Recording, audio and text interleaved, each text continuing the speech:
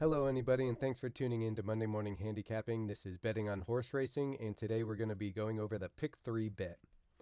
A little agenda of this video. First, the introduction. This is a new playlist where I'm going to define each bet and share my key factors when placing such bets. This playlist came about when I got a request on YouTube asking me to break down how I play my superfecta, so I thought why not just go over all the bets and explain them and how I like to play them. This is going to be redundant for more experienced horse players. However, I'm trying to reach out to a new audience, so I thought that this would fit nicely with my intentions. And for newcomers to horse racing, may I refer you to my playlist, How to Read a Racing Form. It's a 10-part, few-minute videos where I break down each section of the racing form, just so you have an idea of what the components are and how you can pick some winners for yourself over time. Next, we'll go into what is the Pick 3 bet, the definition, the basic structure, how to place the bet, so the procedure and terminology when going up to a cashier or a clerk, advanced structures when and if necessary, and the costs along the way. Then we'll wrap it up with my Pick 3 ticket construction, what I look for when I use or don't use the favorite, when to spread, when to key, single, or hedge, and we'll get into all that as we go on. A few notes about this video. For the purposes of this video, the numbers used for the horse will also indicate the rank of odds in ascending order.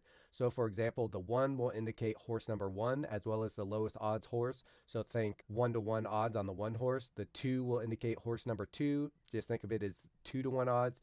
3 will indicate horse 3, 3-to-1 odds, and so on and so forth. In actuality, this will rarely, if ever, be the case in any given race. Just to simplify in this video, just to point out where I'm using favorites, the 1 horse will be the favorite, and the 9 horse will be the longest shot in the field.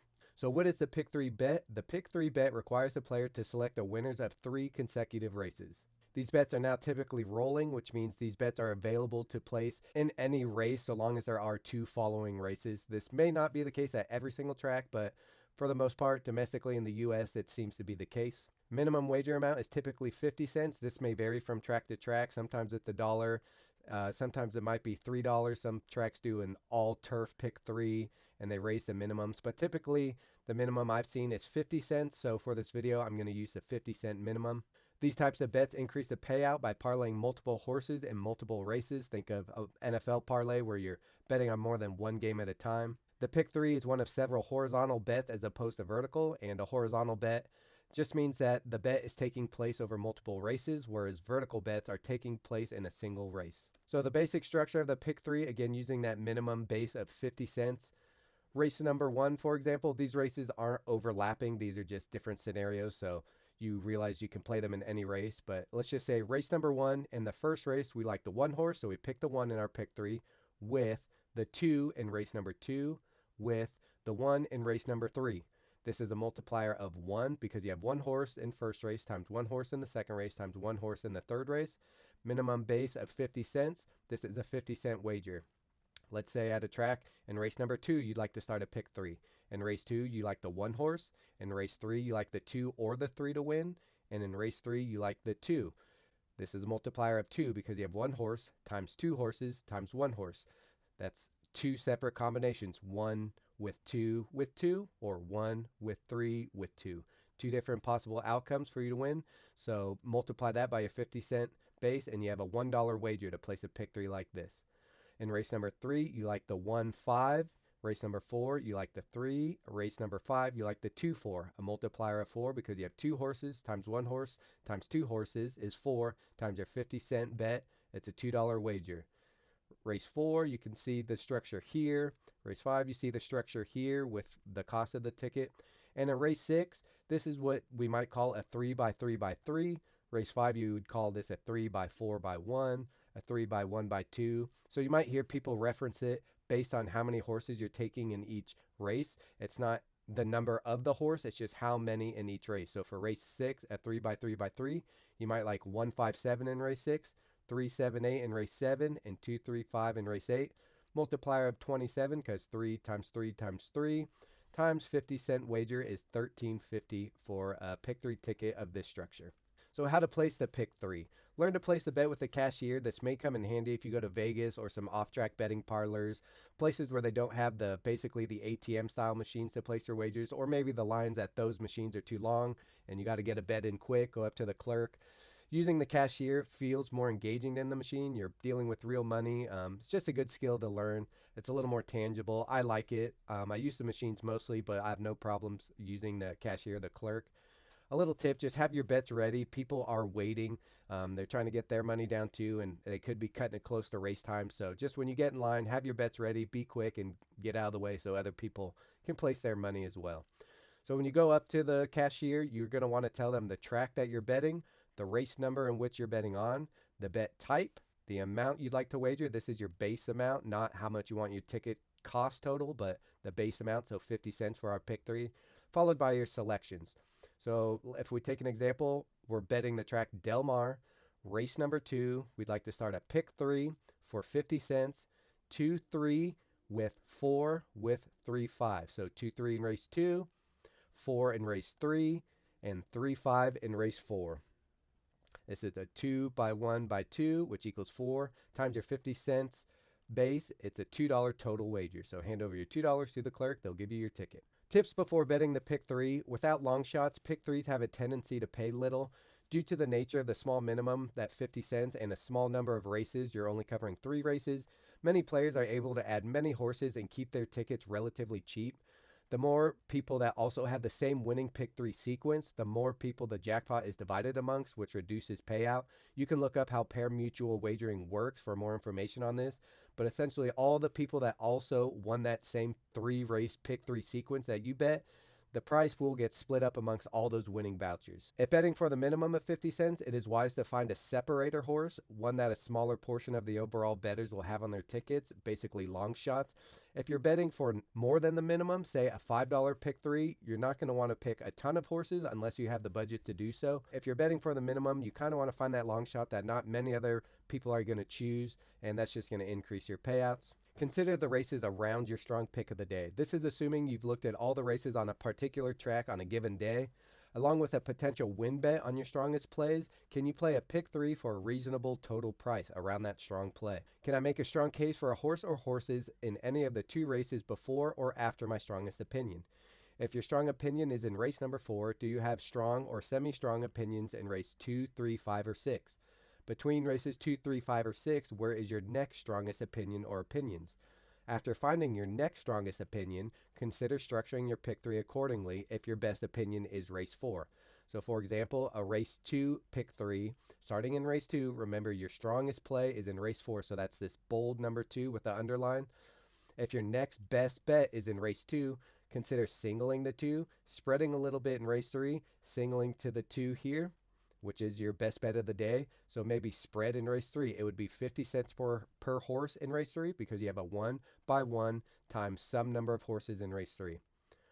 In race 2, pick 3, some number of horses with 3, 4 in race 3 with the 2 singled in race 4. Remember your strong opinion of the day. This would be if your next best bet is in race number 3. You can just take those 2 horses that you think are live and maybe spread a little bit in race 2. This would be $1 per horse because it's 2 times 1 times some number of horses here in race 2. Race 3, pick 3. Again, this is all based around keying that strongest opinion of the day. So here's race 4, your strong opinion, that 2, bold underlined. Race 3, pick 3. 3, 4 in race 3 with your strong opinion 2 in race 4 with some number of horses in race 5. This would be the next best opinion in race 3. Spread race number 5, $1 per horse. For every horse you add in race 5, it's going to cost you $1. Race 3, next best bet is in race 5. So here's your 4th race with your strong opinion. You really like these 3 horses in race 5. To spread in race 3, it's going to cost you $1.50 per horse because you have 3 horses times 1 times 50 cents times however many horses you add in race 3. Or in race 4, maybe you start your pick 3 with that strongest opinion of the day. Your next best bet is race number 6. You like 2, 5, 8, and 9. Short price with some long shots, but you're not quite sure about race 5. Maybe you spread a little bit. With this structure, 4 times 1 times some number of horses in race 5, it's going to cost you $2 per horse in race number 5.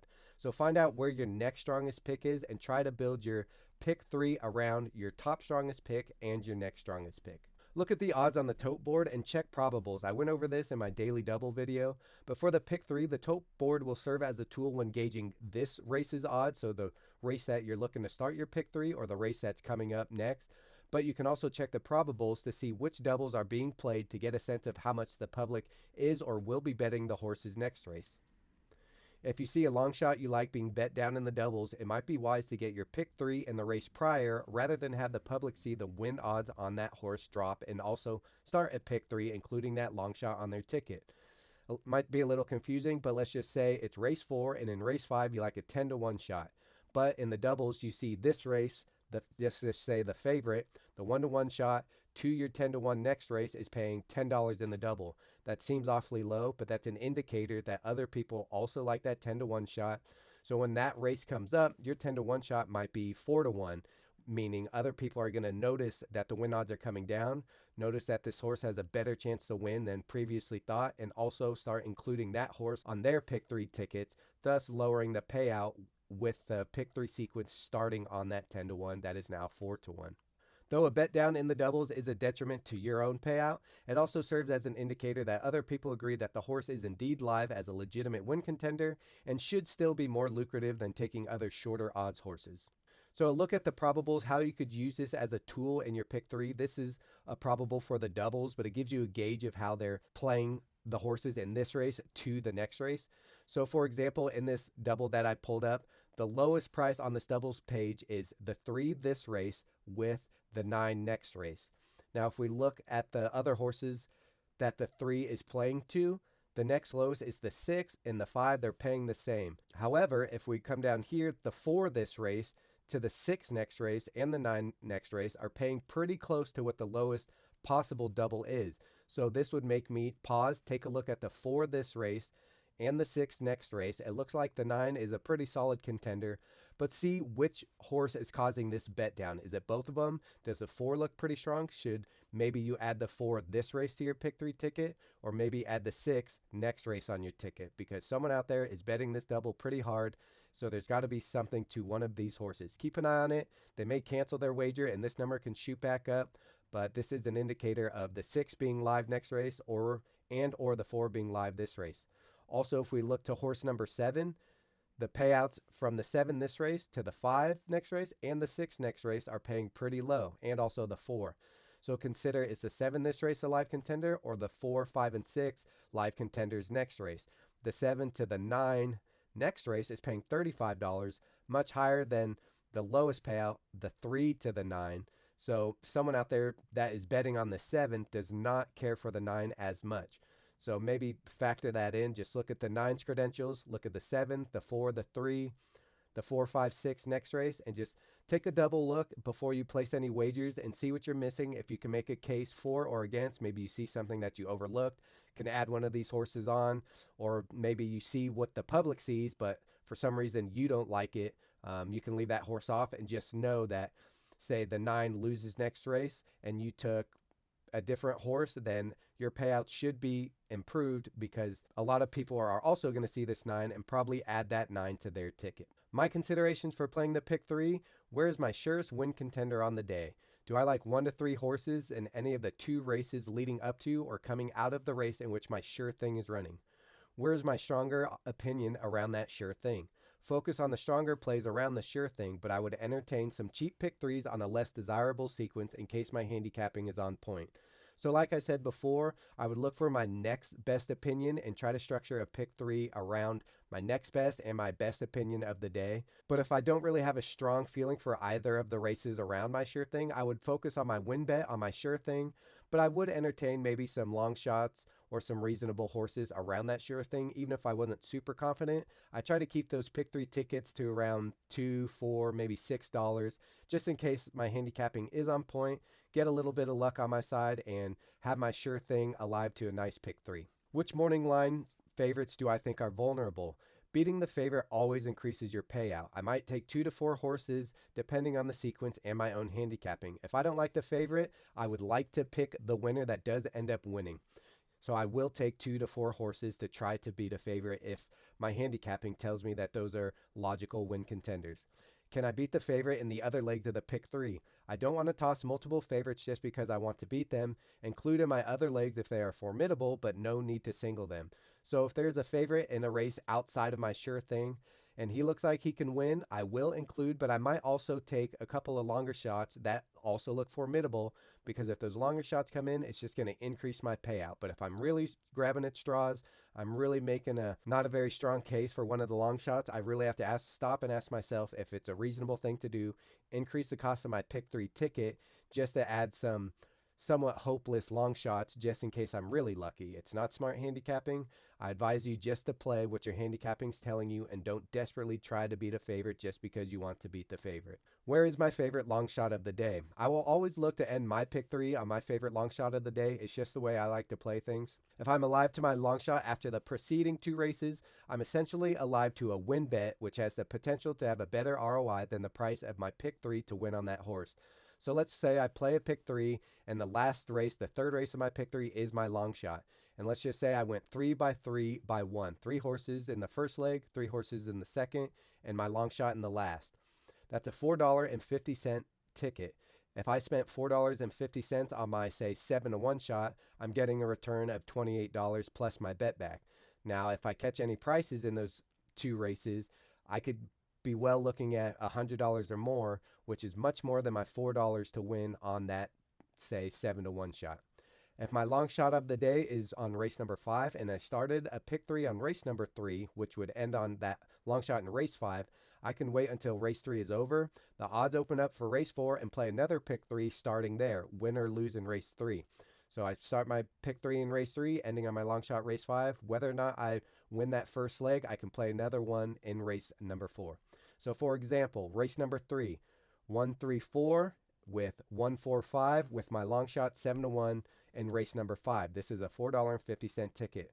Now win or lose, whether the 1, 3, or 4 win this first race or not, come race 4, I can take these same 3 horses or more or less, start another pick 3, 1-4-5 with my 7, my long shot of the day that I like, with 1-3, 2 other horses that I like in race number 6. This is a $3 wager. This is where I can check the doubles from race number 4 to my long shot number 7 and just look at the payouts and see what's going on. Race number 5, starting a pick 3 with my 7, with the 1-3 in race 6, the 1-3-6-7 in race 7, a $4 wager. Am I alive to my 7 after race 3 and 4?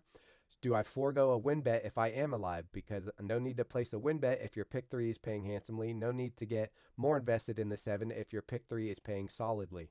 If it is paying solidly, maybe I want to do an exacta hedge where I pick a couple horses in first place with my 7 in second place, just in case my 7 gives me a cheap thrill, but another horse passes him and kind of devastates me and breaks my heart a little bit. These 3 pick 3s is a total of $11.50 invested in pick 3s involving my favorite long shot of the day. Normally, I would place $10 on my favorite or my strongest opinion of the day, so spending $11.50 to try to be live to a long shot is okay by me. It gives myself a chance to win all 3 of these pick 3s for a really nice payout. Ways to spread and hedge around your sure thing or favorite long shot of the day. Let's take the previous example where my favorite long shot was number 7 horse in race number 5. Considering I like to end my pick 3s on my favorite long shot, I could play 3 separate tickets with a chance to hit it for actually 0 to 3 times by playing my other top picks in each leg and singling them.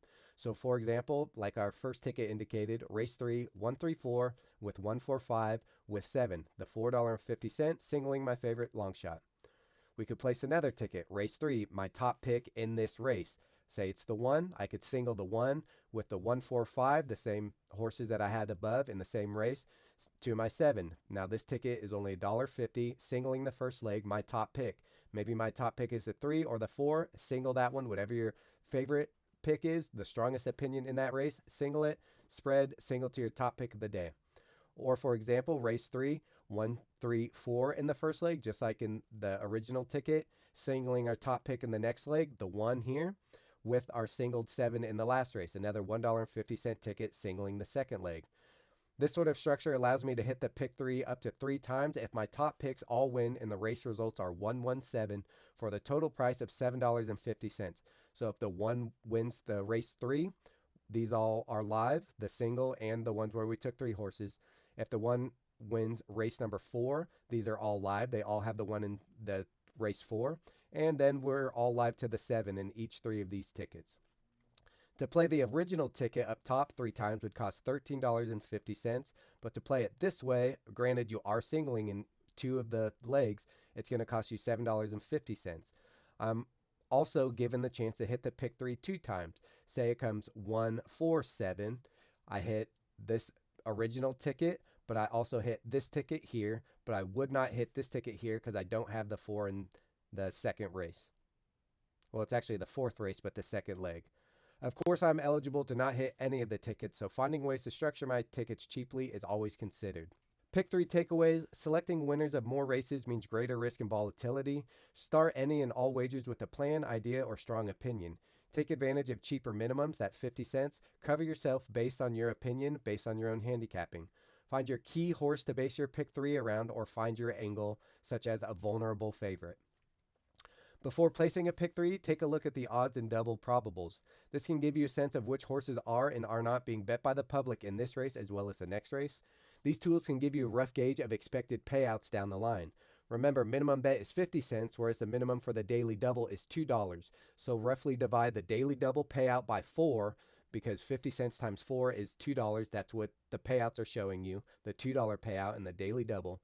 Then multiply your expected odds in the third leg to gauge your pick 3 payout.